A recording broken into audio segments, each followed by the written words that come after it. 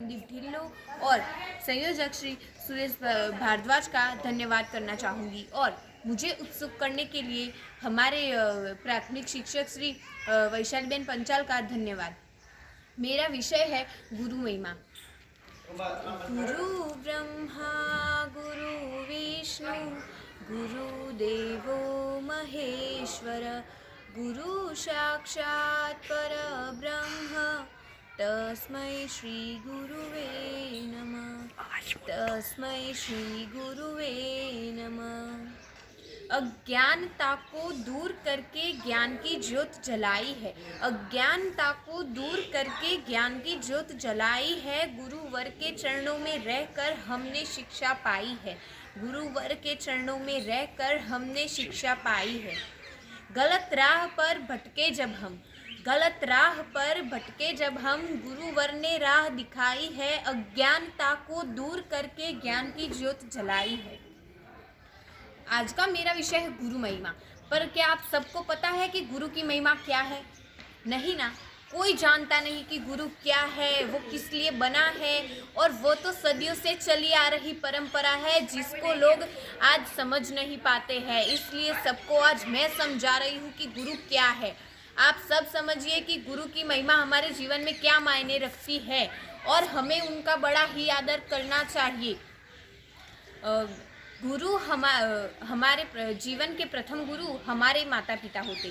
प्रथम बार हमारा पालन पोषण करते हैं। सांसारिक दुनिया में प्रथम बार बोलना चलना तथा शुरुआती आवश्यकताओं को सिखाते हैं। अतः ये कहे कि माता पिता का स्थान सर्वोपरि है। वास्तव में गुरु की महिमा का पूरा वर्णन कोई नहीं कर सकता। गुरु की महिमा तो भगवान से भी अधिक है। गुरु हमें अज्ञान रूपी अंधकार से ज्ञान रूपी प्रकाश की ओर ले जाते हैं। गुरु शब्द दो अक्षरों से मिलकर बना है। गु का अर्थ है अंधकार यानी कि अज्ञान और रु का अर्थ है प्रकाश यानी कि ज्ञान। गुरु हमें अंधकार रूपी अज्ञान से ज्ञान रूपी प्रकाश की ओर ले जाते हैं। और यदि ये कहे कि हमारे भावी जीवन का निर्माण गुरु द्वारा ही होता है और ये कहे कि जो अज्ञान को दूर करके ज्ञान प्रदान करे वही हमारे गुरु। शास्त्रों में गुरु का महत्व बहुत ऊंचा है। गुरु की कृपा के बिना भगवान की प्राप्ति असंभव है। ओशो कहते हैं गुरु के बारे में कि ऐसी मुक्त हो गई चेतनाएं जो स्वयं कृष्ण और बुद्ध जैसी है। तुम्हारी जगह खड़ी है, तुम्हारे पास है। तुम्हारी जगह खड़ी है, तुम्हारे पास है। कुछ थोड़ा सा ऋण उनका बाकी है चुकने का। कुछ थोड़ा सा ऋण उनका बाकी है चुकने का। उसके चुकने की प्रतीक्षा है और बहुत ही थोड़ा समय है। गुरु एक पैराडॉक्स है। वो तुम्हारे बीच और तुमसे बहुत दूर। वह तुम्हारे बीच और तुमसे बहुत दूर। वह तुम जैसा है पर तुम जैसा बिल्कुल नहीं। वह तुम जैसा है पर तुम जैसा बिल्कुल नहीं। वह कारागृह में और परम स्वतंत्र। वह कारागृह में और परम स्वतंत्र। गुरु हमारे जीवन का निर्माण करते हैं। हमारे भविष्य का निर्माण गुरु द्वारा ही होता है। पर क्या आपको पता है कि गुरु का महत्व क्या है? गुरु एक ऐसी परंपरा है गुरु शिष्य की जो सदियों से चली आ रही है और आती रहेगी। लेकिन आजकल ऐसी बाधाएं आ रही है गुरु और शिष्य के संबंध के बीच जो उसकी महिमा को तोड़ने में लगी रहती है। कई बार हम ये कहते हैं कि अरे पढ़ने से क्या होगा, पर आपको पता नहीं है गुरु और शिष्य का संबंध जो परंपरा चली आ रही है उसे आप तोड़ रहे हैं। किसी को अधिकार नहीं है, किसी को अधिकार है, ये सब आप भूल जाइए। क्योंकि गुरु और शिष्य का संबंध रखने के लिए सबसे पहले आपको ज्ञान प्राप्त करना चाहिए होगा और उसके लिए पूरा निष्ठा और कर्तव्यवान होना चाहिए होगा।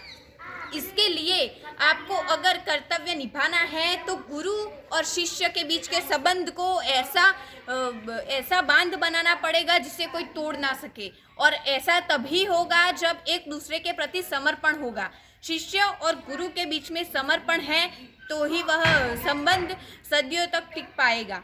जैसे पहले के ज़माने में गुरु और शिष्य दोनों ऐसे मित्र जैसे थे जैसे इन्हें कोई तोड़ ना सके। वो शिष्य और गुरु कम और और दोस्त से ज्यादा मिले हुए थे, एक दूसरे से दोस्त जैसा रिश्ता रखते थे। मित्रता ऐसी होनी चाहिए जो हम रूबरू हमारे चेहरे पर ना दिखा पाए, लेकिन वो हमें समझ पाए। हमें समझने वाला हमारे माँ बाप के अलावा कोई है तो वो हमारा गुरु है।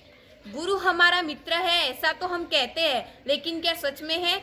आइए मैं आपको बताती हूँ। अगर आपका गुरु आपको ये कहे बेटा कोई तकलीफ है, तो आपको ऐसा लगता है कि कोई अपना आपको पूछ रहा है कि आपके जीवन में क्या क्या दुविधाएं हैं, क्या क्या प्रश्न आपके दिमाग में है, वो स्वयं जान लेता है, आंखों से जान लेता है, हमारे चेहरे के हाव भाव से जान लेता है। वो क्योंकि गुरु हमेशा से ही ऐसा होता है जो हमें कई बार सिखा जाता है कि जीवन जीना किसे कहते हैं। जैसे हमारा गुरु हमें जीवन जीना सिखाए, पर वो कैसे, आइए मैं आपको बताती हूँ। एकलव्य एक ऐसा, कहते हैं ना कि नदी को रास्ता नहीं बताना पड़ता, कहते हैं ना कि नदी को रास्ता नहीं बताना पड़ता, वो खुद ब खुद अपना रास्ता बना लेती है। पहले के ज़माने में एक ऐसा शिष्य हुआ करता था जो अपनी निष्ठा और गुरु भक्ति से अपना नाम इतिहास में दर्ज करवा गया। जी हाँ, मैं बात कर रही हूँ एकलव्य की। महान वीर योद्धा एकलव्य, श्रृंगवेरपुर राज्य जिसके राजा थे निषाद राज हिरण्यधनु, और उनकी पत्नी थी सुलेखा। उनका एक पुत्र था जिसका नाम था अभिधुम्न, लेकिन वह बचपन से अभय नाम से जाना जाता था। वो जैसे बड़ा हुआ और उसके गुरु के साथ वह शस्त्र विद्या सीख रहा था, तब उसकी निष्ठा और कर्तव्य को देखते हुए उसके गुरु ने उसे एकलव्य नाम से संबोधित किया। तब से वह एकलव्य नाम से जाना गया। धीरे धीरे एकलव्य युवा हुआ, उसके विवाह हो गया, और उसके विवाह के बाद वो अपनी शस्त्र विद्या से वह संतुष्ट न था, उसे ज़्यादा शिक्षा प्राप्त करनी थी, और उसने मन में एक ऐसी बात बैठा ली थी कि उसे शिक्षा सीखनी है और गुरु द्रोण से ही।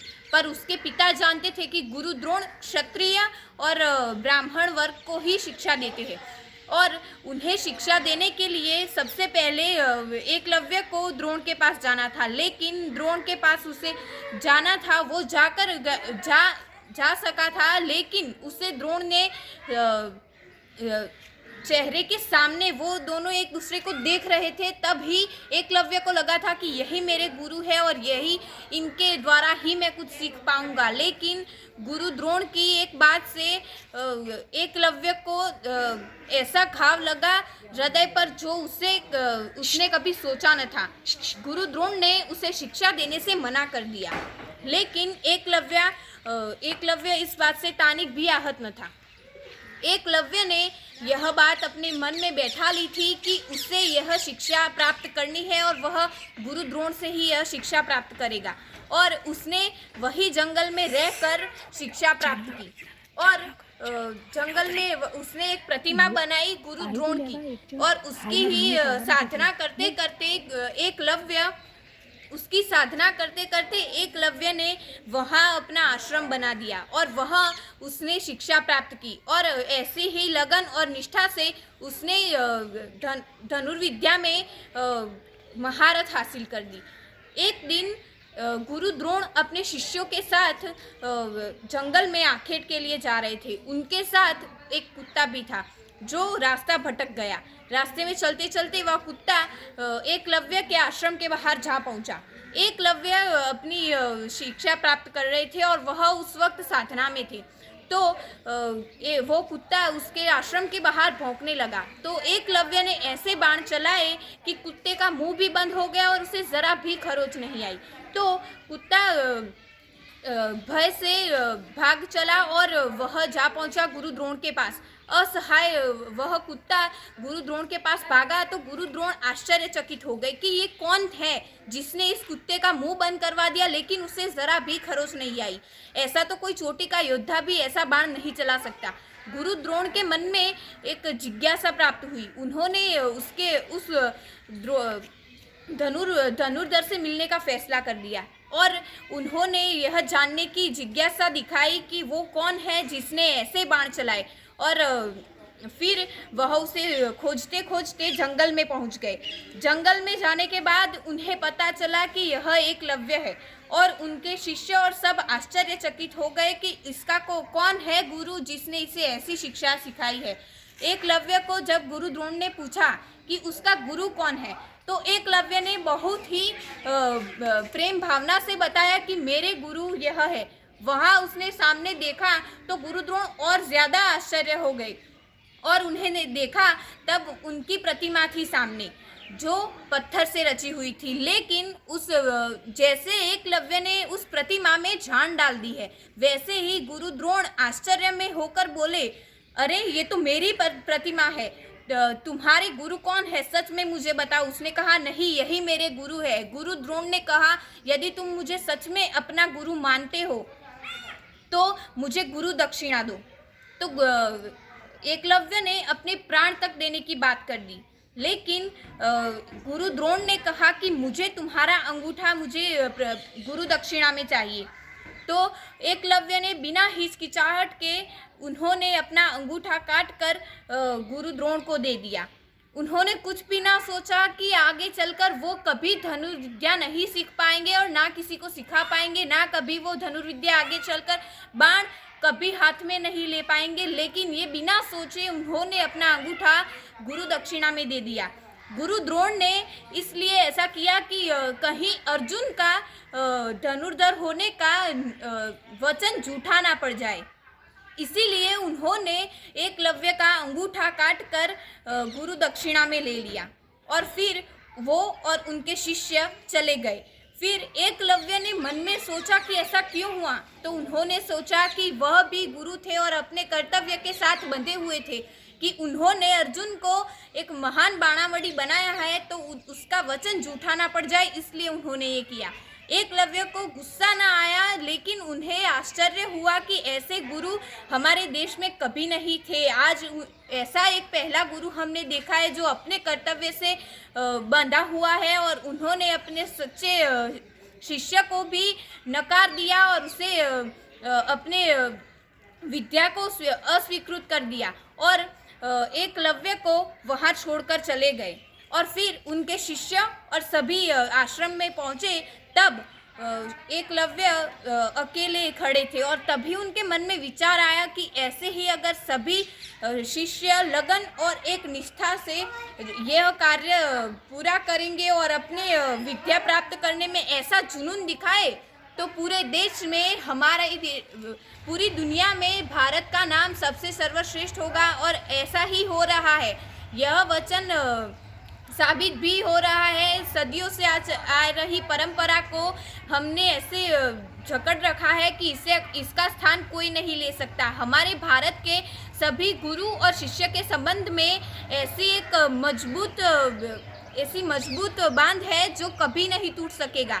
और ऐसा साबित हो चुका है कि कई गुरु और शिष्य हैं जो सदियों से चली आ रही परंपराओं को ऐसे जकड़े रखे हैं कि उन्होंने इस परंपरा को आगे चलाने का फैसला कर लिया है। और आप भी अगर अपने मन में बैठा दे बात कि हमें गुरु शिष्य की परंपरा को ऐसी ऊंची टोच पर ले जाना है कि उसे ना कोई नीचे गिरा पाए, ना कोई उसकी पीछे से कटाक्ष कर पाए, और ऐसी हम अगर एक ऐसा मजबूत बांध बना दे गुरु शिष्य के संबंध का जिसे कोई ना तोड़ पाए। गुरु और शिष्य एक बांध है। जैसे अज्ञानता उनके तरफ आ रही है तो शिक्षक उसे रोक रहे हैं, और अगर एक तरफ से आ रही है दुनिया वालों के प्रश्न कि ये सब क्या है, गुरु और शिष्य का संबंध ऐसा तो कैसा है जिसे लोग एक भगवान के रूप में पूजा जाता है। फिर मैं तो यही कहूँगी कि शिक्षक और शिष्य का ऐसा संबंध है जो कभी ना टूटा है ना कभी टूटेगा। ये मेरी बात सच है, आप कोरे पन्ने में लिख दीजिए। मैं आपको कह रही हूँ कि ये जो रिश्ता है ये कभी ना टूटेगा, क्योंकि यह एक ऐसा बांध हो चुका है सदियों से जिसे ना कोई तोड़ पाया है। गुरु और शिष्य के बीच में कई बाधाएं भी आती है, जैसे हालांकि परिस्थिति की बात करें कि कोरोना वायरस की वजह से आज पूरे देश में ऐसा माहौल हो गया है कि ना कोई घर से बाहर जा रहा है। बाहर जाने से वो इतना घबरा रहा है कि ना कभी हमें कुछ हो जाए तो हमारा क्या होगा। तो वह अपने घर में रहते हैं, लेकिन एक ऐसा इंसान है, हम उसे भगवान भी कह सकते हैं, गुरु। वह एक ऐसा भगवान है जो हमारे लिए आशीर्वाद बनकर आया है। वह अब भी घर से बाहर निकलते हैं, ना कोई हिचकिचाहट के, ना कोई भय के। वह निस्वार्थ भावना से स्कूल में पाठशालाओं में आते हैं और अब भी अपने शिष्यों को पढ़ाते हैं। वो क्यों हो पा रहा है? क्योंकि उन्हें यह डर है कि हमारे शिष्य कहीं गलत राह पर ना चले। वो इस बात से तानिक भी आहत नहीं है कि उन्हें क्या होगा भविष्य में उनके बच्चों का। वो सोचते हैं कि यह बालक आगे चलकर क्या करेगा, हम उन्हें पढ़ाएंगे नहीं तो। अभी वह एक ऐसा स्तंभ है जो पूरी की पूरी इमारत को जकड़े हुए है। वह स्तंभ अगर टूट गया तो क्या होगा? वह स्तंभ गुरु ही है। जी हाँ, मैं बात कर रही हूँ उस भगवान की, जो भगवान हम सदियों से आ रहा है और आज भी हमें प्रोत्साहन दे रहा है। वह बांध अगर हमने जकड़े रखा है तो वह गुरु की वजह से ही है। और आज अगर कोरोना वायरस के सामने सभी जूझ रहे हैं, वो ज्ञान की वजह से है। अगर वो डॉक्टर जब इलाज कर पा रहे हैं, वो तभी जब उन्होंने ज्ञान प्राप्त किया है। वह इलाज तभी कर पा रहे हैं जब उन्होंने बचपन से ज्ञान प्राप्त किया और वह डॉक्टर बन पाए। उनके महान डॉक्टर होने के पीछे भी एक गुरु का ही हाथ है। यह आप जान लीजिए कि गुरु के बिना यह दुनिया का अस्तित्व ही नहीं है। अगर दुनिया में गुरु नहीं है तो ये दुनिया किसी काम की नहीं है। ये आप जान लीजिए कि गुरु और शिष्य का ऐसा संबंध है जो पूरी दुनिया में एक मिसाल कायम रखता है कि गुरु और शिष्य की एक रिश्ता कैसा होना चाहिए। उन दोनों के बीच जो रिश्ता है वो कभी ना टूटेगा। और हमारे देश में गुरु पूर्णिमा का पर्व मनाया जाता है, जो बहुत ही महान पर्व है। और इस पर्व को मनाते हुए लोग कहते हैं कि ऐसा तो क्या है गुरु के लिए कि उनके लिए एक विशेष दिन है, उनके लिए एक बहुत ही बड़ा दिन होता है गुरु पूर्णिमा, जो शिष्य और गुरु के बीच में एक मिसाल कायम रखता है कि गुरु पूर्णिमा सदियों से चली आ रही है, सब उसे निभा रहे हैं। और कहते हैं ना कि गुरु और शिष्य दोनों ऐसे इंसान हैं, जो गुरु है तो शिष्य भी होना आवश्यक होता है, और शिष्य है तो गुरु होना आवश्यक होता है। अगर शिष्य शिक्षा प्राप्त करने के लिए तैयार है लेकिन उसके पास कोई गुरु नहीं है तो उसे शिक्षा कहाँ से मिलेगी? और अगर कोई गुरु शिक्षा देना चाहता है लेकिन कोई शिष्य नहीं है तो वो शिक्षा किस काम की? इसीलिए अगर शिक्षा किसी को लेनी है और किसी को देनी है तो इसके लिए गुरु शिष्य का संबंध होना विशेष मायने रखता है। और इसीलिए हम कहते हैं कि आप भी ऐसा जुनून दिखाए कि शिक्षा प्राप्त करने में इतने मग्न हो जाए और आपके अंदर एक जुनून आ जाए कि आप शिक्षा प्राप्त करना चाहते हैं, आप एक ऐसी ऊंचाई को छूना चाहते हैं कि जिसमें आपका योगदान तो हो लेकिन उसमें आपके गुरु का भी कहीं ना कहीं बलिदान होना चाहिए। और हाँ, ऐसा हुआ भी है। कई लोगों की प्रस्तावना के लिए उनके गुरु उनके साथ होते हैं। अगर किसी के जीवन में कोई कठिनाई आ जाए, कोई परिस्थिति ऐसी आ जाए कि उसमें वह एक अपना मन वो खो देते हैं, अपना आपा खो देते हैं, तब उसे दो लोग ही होते हैं जो उसे उस राह पर चलने के लिए सिखाते हैं, उसके माँ बाप और उसका गुरु। वह अपने माँ बाप से पूछे, माँ बाप कहते हैं बेटा तुझे जो सही लगे वो कर, लेकिन गुरु जो होता है वह कहता है तू ये राह मत चुन, तुझे मैं जो कह रहा हूँ वो कर। क्योंकि गुरु भी कहीं ना कहीं उस परिस्थिति से पसार हो चुका होता है। गुरु के भी मन में एक ऐसा विचार होता है कि हमने जैसे आगे फैसले लिए वैसे कई फैसले लेने में हमारे शिष्य हिल ना जाए, कहीं डगमगा ना जाए और कहीं वो गलत राह ना चुन ले। इसीलिए जो गुरु होता है वो अपने शिष्य का हुनर पहचानने में विशेष उनका योगदान होता है। जब शिष्य कोई बहुत ही बड़ी महारत हासिल कर दे या फिर कुछ ऐसा बन जाए अपनी ज़िंदगी में कि उसे सब पूछने लगे ऐसा तूने कैसे किया, तो वो कह सके कि मेरे हुनर को पहचानने में मेरे गुरु का ही बड़ा योगदान है। पर वो तभी हो पाता है जब आपका गुरु सही हो। आपका गुरु अगर आपकी हुनर को अपनी आंखों से ही देख लेता है और अपनी अंतर आत्मा से कहता है कि नहीं इसके अंदर ये हुनर है तो ये होना चाहिए, और यही होगा उसके आगे उसके भविष्य में उसके साथ ऐसा ही होना चाहिए। वह इसके लिए ही बना है और इसे इसके लिए ही पूरा का पूरा समर्पित रहना चाहिए। इसलिए गुरु अपने शिष्य को सिखाता है तो इस राह पर चल, इस राह पर नहीं। इसलिए गुरु और शिष्य दोनों एक दूसरे से ऐसे जुड़े हैं जैसे एक बांध होता है, जो बांध कभी नहीं टूटता है। वह बांध को जकड़े रखने के लिए कई लोगों की ज़रूरत पड़ती है। माँ बाप होते हैं, वो माँ बाप भी कहते हैं कि हमारा बच्चा कहीं गलत राह पर ना भटक जाए, इसलिए माँ बाप उसे पाठशाला में दाखिला करवाते हैं। तो आपको महत्व पता चला कि गुरु क्या है। गुरु को अगर आपको पहचानना है तो आपके हृदय से श्रद्धा होनी चाहिए। अगर आप कर्तव्य निभाने के साथ साथ ही ऐसा करेंगे तो ऐसा कभी नहीं होगा। आपको हृदय से श्रद्धा रखनी चाहिए। इसलिए मैं तो यही कहूँगी कि गुरु को समझिए। गुरु को समझने में भूल की तो पूरी ज़िंदगी आपको परीक्षा देनी पड़ेगी, पूरी ज़िंदगी आपकी टटोलने वाली बन जाएगी। इसीलिए कह रही हूँ कि गुरु के महत्व को समझ जाइए और अब भी वक्त है, संभल जाइए। मैं तो सबको ये कहना चाहती हूँ, कोई अगर अपना आपा खो देता है और उसे गुरु राह दिखाता है और वो अपने गुरु को यही कहता है, क्यों घबराता है मन बावरे, क्यों घबराता है मन बावरे, तू क्यों रहता है उदास, तेरे पास है इतना प्यारा गुरु, तू कर उस पर विश्वास। क्यों घबराता है मन बावरे, तू क्यों रहता है उदास, तेरे पास है इतना प्यारा गुरु, तू कर उस पर विश्वास, तू कर उस पर विश्वास। जय हिंद। अस्तु।